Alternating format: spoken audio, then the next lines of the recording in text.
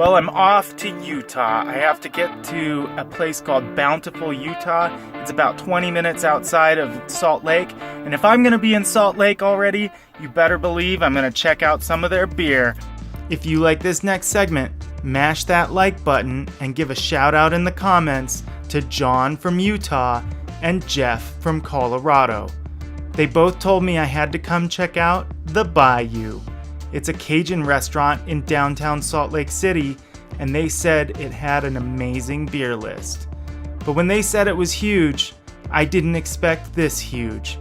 I've heard that you can't get good beer in Utah, and I've also heard that that's just a myth. So I had to come check it out for myself and see what I could find while I'm in town. So I finished up my West Swell Juicy IPA from Telegraph Brewing Company, and I headed out to do a little investigation.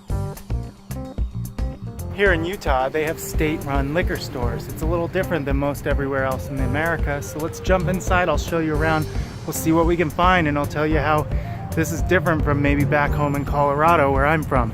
Let's go dive in. So walking in, this might look like just any other liquor store.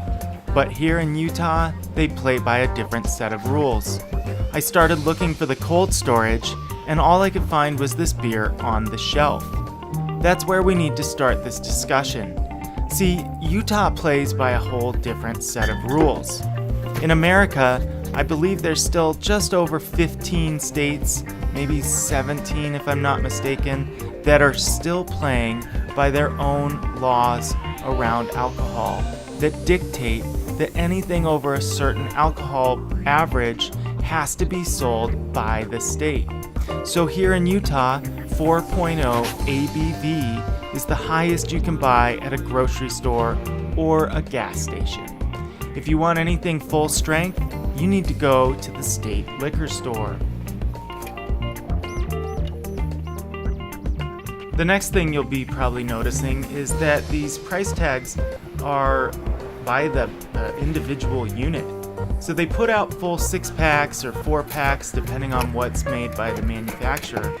But I have to break these off and buy individuals, which I didn't mind because I'm only here for a couple days, so it was kind of nice not to have to buy a whole 6-pack. But it is interesting. Now that I'm back here in my room, let's check out my haul. I picked out 4 different beers, and here's my receipt. So we see that it's the Department of Alcoholic Beverage Control, and a pretty nice little store. I really was impressed with their selection. They had some really good beer on their shelves. But if we break down the cost here, we see that we were actually spending kind of a little bit more than I would expect for some simple cans. $1.89 is not bad, and that's normally on point with what I would pay back at home. So if I was to do like a mix 6 or a mix 4 like this, $1.89 is not too far off. Now $2.99 and $3.25, that's starting to get up there. But they are a larger can. We've got the 16 ounces, and they're kind of heavier beer. I got some double IPAs. So I have no complaints about the prices, but that is something also interesting, because if you wanted to get a 6-pack, you're not going to get a price break, or a 12-pack, you're going to be paying by the individual brew. So that's like $18 a 6-pack, or that's even, like $36 for a 12-pack if you were getting some of this better beer. Now, of course, you wouldn't be buying a 12-pack of double IPA unless you're just a total boss. Let's check out some of these beers. First up, we've got Maximum Cowbell. This is a New England style IPA, and it's coming in from Epic Brewing Company. You've seen Epic around here before, and I haven't done any of their hoppy beers, so I wanted to check it out. It was as juicy and citrusy as I had hoped, and man, it was a good rendition of a East Coast IPA. It came in with a little bit of a barley wine flavor, which was different than what I would have expected. Then we've got FMU.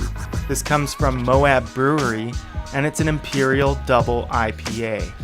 Now this was a tasty IPA and it was really hoppy. This will kick you in the butt, both with 137 IBUs and 9.6% ABVs. This is a serious beer for serious hop drinkers. So what do you guys think? Can you get a good beer in Utah? Yeah, you sure can. I'll tell you what, I got some great beers there at the local liquor store. So there's some weird laws. You gotta buy straight from the state, which is a really interesting deal. And I've heard stories that breweries are actually moving out of Utah because they don't want to have to deal with this 4% rule. So in the end, there's some strange things happening with the beer laws up there in Utah, but I definitely think you should check the beer store out next time you're there. Thanks for coming along. Can't wait to talk to you guys next time here on The Mash. Take care and peace.